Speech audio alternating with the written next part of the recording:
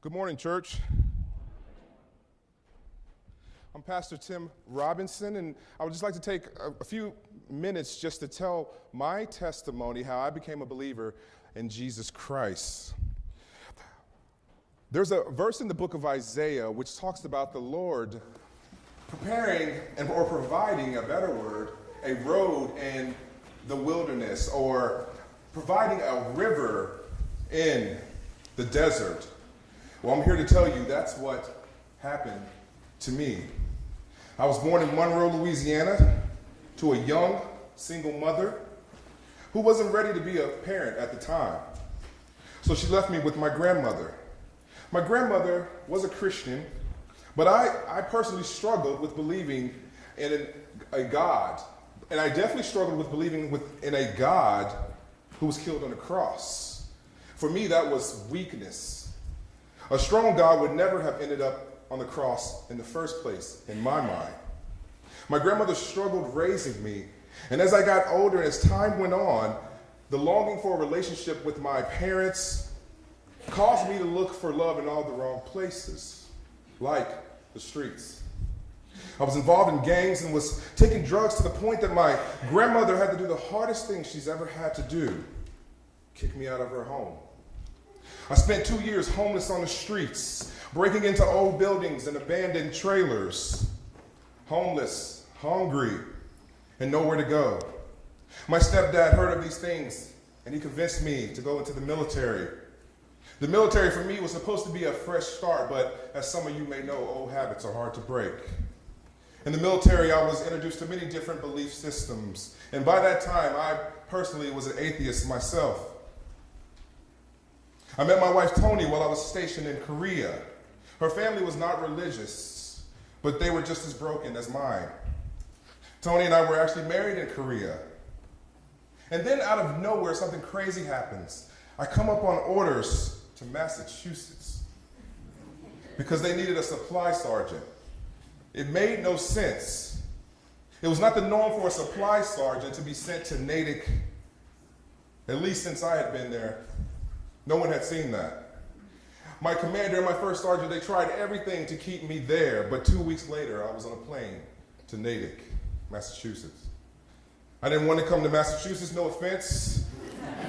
I had heard it as very difficult for a southerner up here. And it is true, it's a different culture to say the least. Tony and I disliked Massachusetts, and we were not getting along with each other at the same time, so you can imagine a lot of anxiety and a lot of stress that was going on in our marriage. You see, we thought through marriage we would be able to heal our brokenness, but it only exposed how broke we really were. Also, I didn't know anything about marriage. I just thought that if you fed your wife and your kids, you were doing a good thing. There's actually more to marriage than that, just to let you know. There's more. We both were struggling with our addictions and our brokenness from our past. And my wife could no longer deal with my depression and my anger. And so she decided to leave. And you know what? I decided on some things as well. I decided that I wanted to die.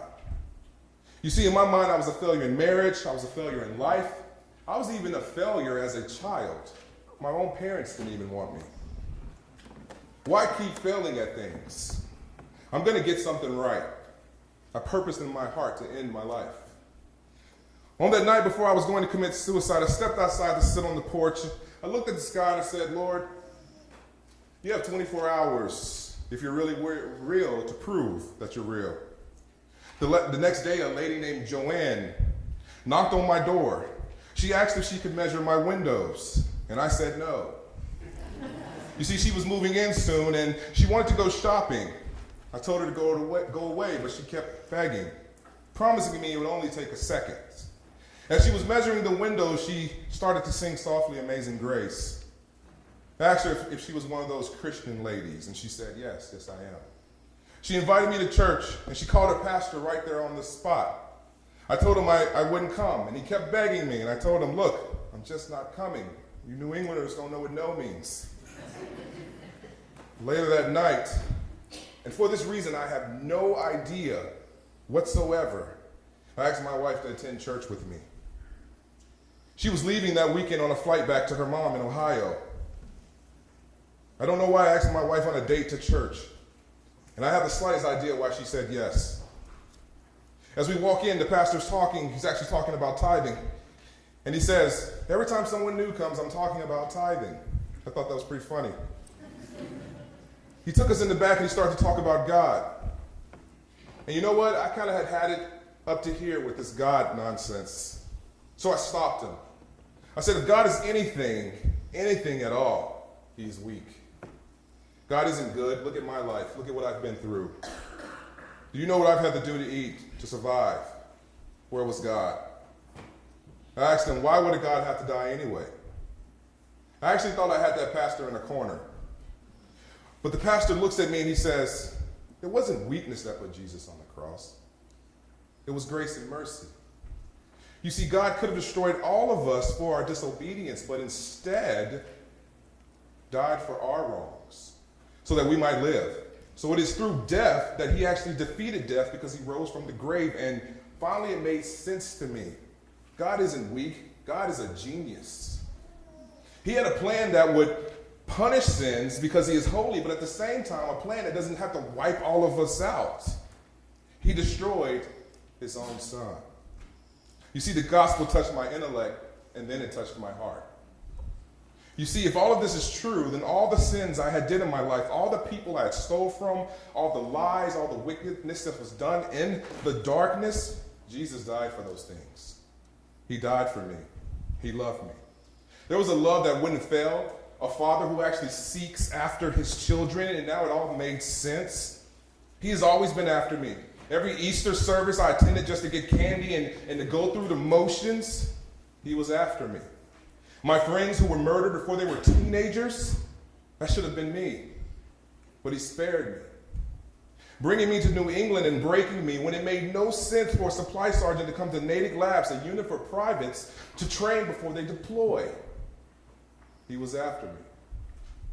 He was after my wife as well. She and I were saved that night. We joined the church and started to learn more about this great God and his great patient love. I want you to hear that. Great patient love. He was very patient with me. Isaiah 43:19 says, I will even make a roadway in the wilderness, rivers in the desert. God's word is faithful and true. He made a way in the wilderness I called life. And that life had really drained me. I was dry and thirsty, as some of you are here today. And yet no one provided me water. Even though they promised me on TV, and they promised me that if I lived like this and chased these things, that I would be satisfied. When I needed them the most, when I was thirstiest the most, they left me. But God made a river in the desert. I wasn't searching for God, nor did I understand that my actions were a spit in the face of his love and mercy.